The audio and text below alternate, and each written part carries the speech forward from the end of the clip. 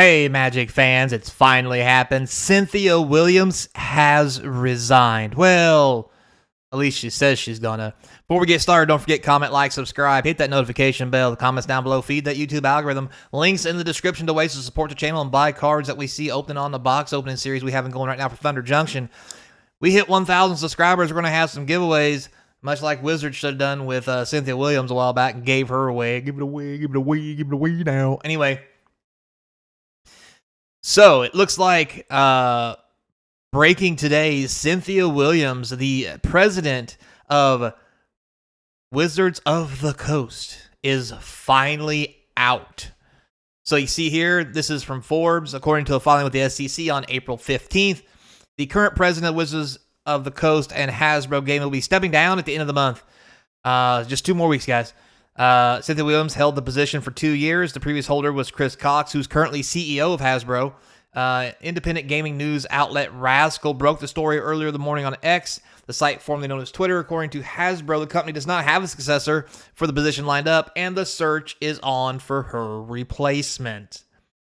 So what does that mean for Magic? Well, I think it means a lot of good things. I just kind of put it out there.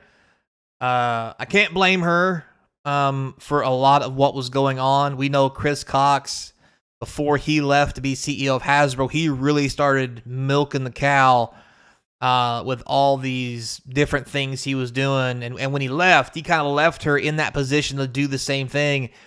And I think it was expecting, from what I've heard, 50% revenue growth in 3 years or 5 years or whatever, which is absurd. Especially when you look at the numbers that came in based off of pandemic levels. Not going to happen again. Just in my personal opinion, if I had to sum it up in a nutshell, wrong person for the job, didn't have the experience, knowledge, or know-how, and stepped into the job with that handicap already, being left with Chris Cox milking the cow to the point that people were already mad at him, and she had to pick up the pieces of what he had already started. But on the same note, because he was making money doing it, they didn't want anything to change, so she was kind of handcuffed maybe. So maybe it wasn't all her fault. But when you're the CEO, this is really what should happen. We've bitched and moaned a lot about Wizards of the Coast and all the shit that they do.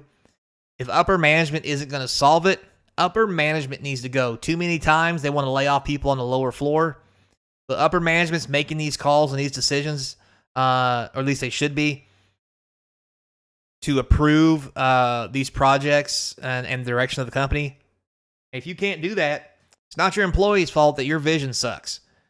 The employees do the best they can, and if your vision is to, print into oblivion, do massive product dumps on Amazon, wrecking the secondary marketing, making people not want to buy your product, well, guess what?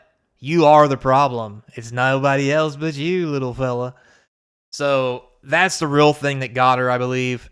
Because we've seen all the speculations and all the bad stuff.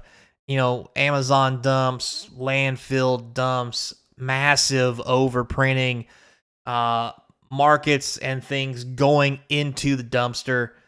The writing was on the wall, and I believe she left because she knew that her time was coming and it would be easier to resign than to be fired. And honestly, that's normally what happens in these companies. You'll notice a lot of CEOs and so forth don't get fired. They resign to go on to bigger and better things, as the people in the ivory tower like to call it. Giggity. So before we keep going on this rant and give you a little more insight, let's take a look at the whole thing. It says here that Williams was the general Microsoft general manager, vice president, the gaming ecosystem commercial team for their Xbox division. Xbox is in the shitter as well. Let's blame her for that too. Hell, why not? No, that's probably her fault. But anyway, her selection led many to believe that Wizards of the Coast was looking to expand in the digital space. Shortly after taking the position, D&D Beyond had Wizards of the Coast acquired D&D Beyond and has since made it central to their marketing strategy, which was a mistake. The company has saw its highest moments within the 2 years of her tenure. Earnings were a bright spot during a tumultuous few years for the parent company Hasbro. The company capitalized on the popularity of Dungeons & Dragons to release Honor Among Thieves films and create its own fast channel D&D adventures. There was also moves that cost the company goodwill and potentially affected sales, and yes, it did. The OGL, which is the Open Gaming License. If you guys don't remember that damn debacle, holy shit. Third-party publishers caused many fans to seek out new games and play and support. That goes everywhere from D&D to also Magic the Gathering. Let's not be wrong here. Flesh and Blood has seen a surge. It has a good market. Grand Archive is still kicking around. It hasn't went anywhere, and it has a market and has a actual tournament structure, much similar to Magic. MetaZoo just gave everybody the middle finger and ran. We now have Sorcery out. Sorcery is doing really well. So not only was it D&D that they screwed up, but they also screwed up Magic during this time, and they've lost those fans, and those fans were big on paying money. So it's causing their profits to drop. They're still making money, but not like they were, and it's obviously very relevant right now. Even, the company has employed Pinkertons to reclaim accidentally leaked Magic cards now, because we read about that, because it doesn't matter how good. Normally the leaks would be good press, and they would like that, but now people are just so negative on the product. They're picking apart the game if anything comes out early, and it's just bad for them. For right now, or during her tenure, any press turned into bad press for Wizards. So, also we talked about on this before, Baldur's Gate 3, great computer adaptation of D&D. That's a critical favorite and people love. Larian Studios did a awesome job. Larian has even come out and talked about how everybody they began working with has been let go of the company or fired or whatever, moved on, call it what you will. But nobody they worked with to start with is there. And they peacefully departed with Wizards to not make the next Baldur's Gate, meaning they didn't want any more of their shit either, probably. But they left on good terms on the off chance, Larian needs to make some money. They can always come back and say, hey, let us do the thing. And I think we'd all be happy if they did. But I also don't hate them for stepping away, because if you're not slave to the money and you're just making good games, that's how you get Baldur's Gate 3. So let's show Larian some love and some props. And the next game they're working on, as soon as I hear about it and I know something solid and like some release dates and stuff, we're going to have a conversation. Because Larian, keep it up, big guys. And girls, ladies, what do you want me to call you? 3%? Anyway. With that, also, the D&D 50th Anniversary Celebration is at a crossroad right now, where new versions of players' handbooks, manuals, and DM guides, all the base stuff, need to be thread the needle between welcoming the new fans to the game while offering new content to fans who are already in the game. D&D is a game where you buy the products as a one-time buy. This is not something that you can print like Magic cards like they did, causing also big, massive D&D overstocks, causing the prices to drop. We've talked about that on the channel as well. That's another piss poor call.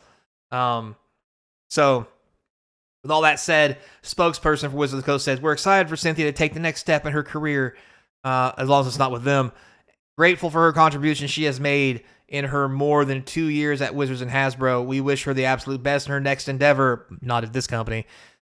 We have started the search for our next president of Wizards of the Coast and hope to have a successor in place soon.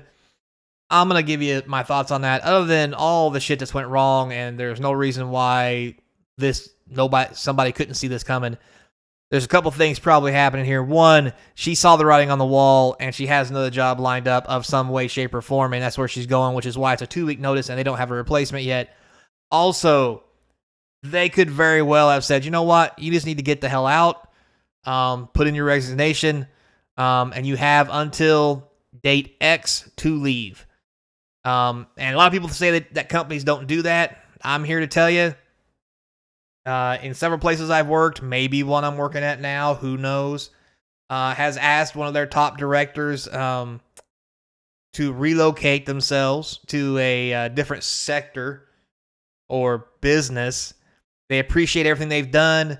They're not terminating them, but they had 3 months to vacate the position because they will be looking for someone else. Granted, it's only been maybe a month, and they've left voluntarily already.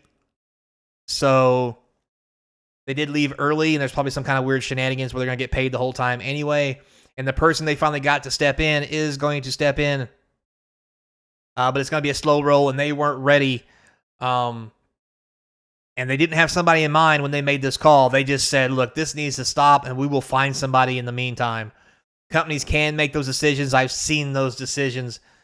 So this could go both ways. I honestly don't know which it is. It'll probably take a while before we do. I'm sure somebody will email Rudy something he can email to himself about what really happened. We'll have to wait and see. I can see it going both ways. I do wish Cynthia the best. I don't wish ill on anybody per se. But I think we can finally say that holy shit, actions have consequences. What the hell? Nope. Thanks a lot for watching, guys. Stay tuned. There's tons of box openings coming, even one starting again tomorrow. So, till next time, be kind. Hope to see you across from the game table.